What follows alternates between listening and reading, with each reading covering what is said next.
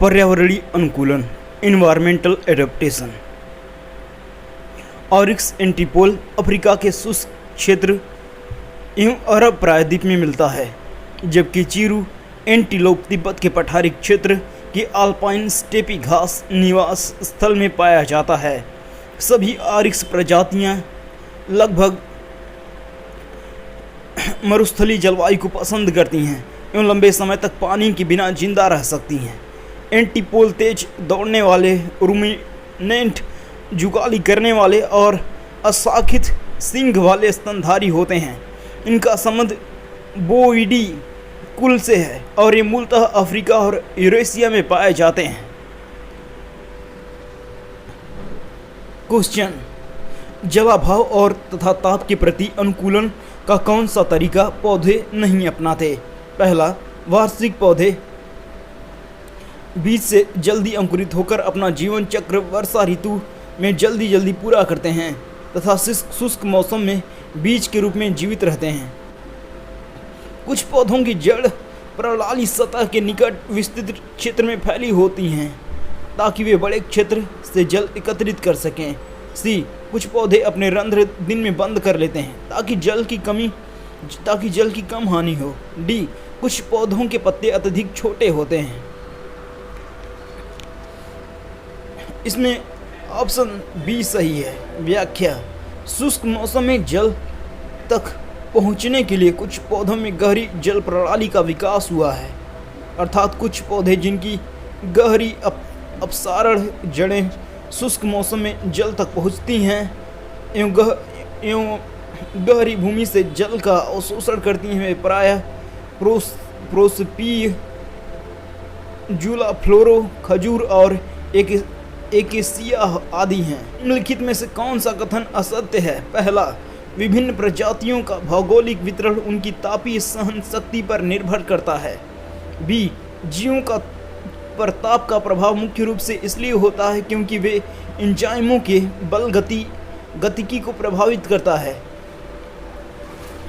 सी, तापमान बढ़ने के कारण उष्णकटिबंधीय जीवों पर भी विलुप्त होने का खतरा सर्वाधिक है। डी, वैश्विक तापमान के कारण प्रजातियों की निम्न अक्षांशों से उच्च अक्षांशों की ओर विस्थापित हो रहा है।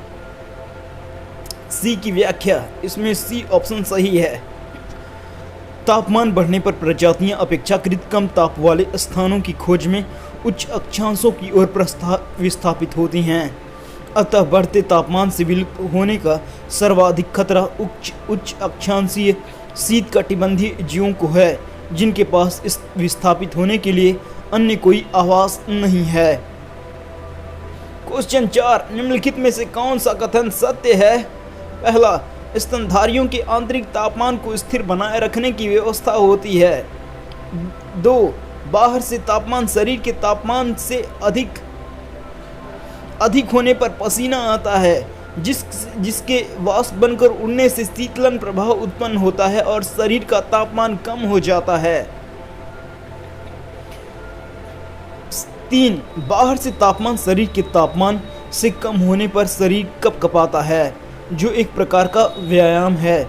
इससे ऊष्मा मुक्त होती है और वह शरीर का तापमान बढ़ जाता है।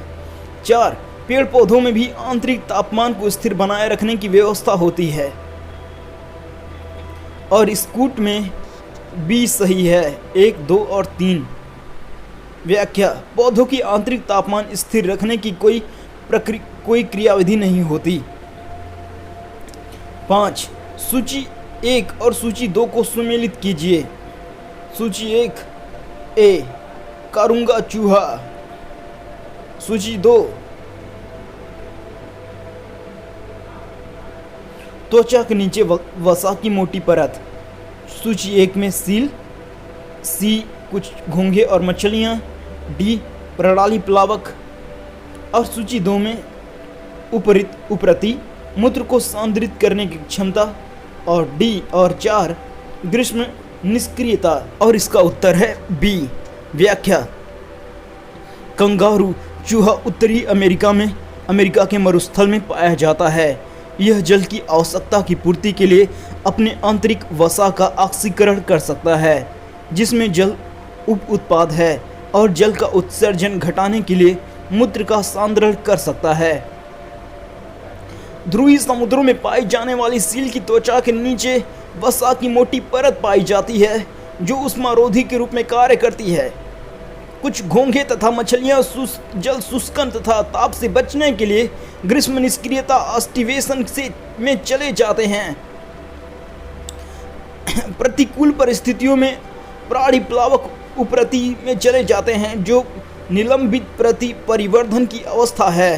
क्वेश्चन 6, निम्नलिखित में से कौन सा जलीय अवसादों की उत्पादकता सीमित करने की महत्वपूर्ण कारक हैं? पहला, सूर्य का प्रकाश, दूसरा ऑक्सीजन, तीसरा तापमान। कूट ए केवल 1 और 2, बी केवल 1 और 3, सी केवल 2 और 3, डी 1, 2 और 3।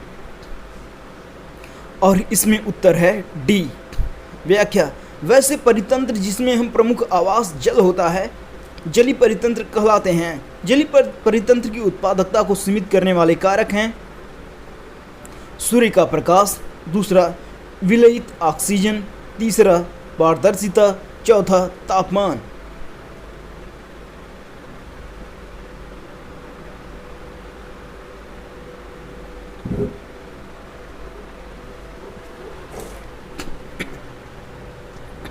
सात, पर्यावरण में संतुलन बनाए रखने में निम्न में से कौन सी प्राकृतिक प्रक्रियाएं हैं? पहला, ऊर्जा एवं पोषक तत्व का चक्रीय प्रवाह। 2, भोजन और आवरण एवं जल संसाधनों को प्राप्त करने के लिए प्रतिस्पर्धा। बी 3, उत्पादकों की संख्या उपभोक्ताओं से हमेशा अधिक होती है।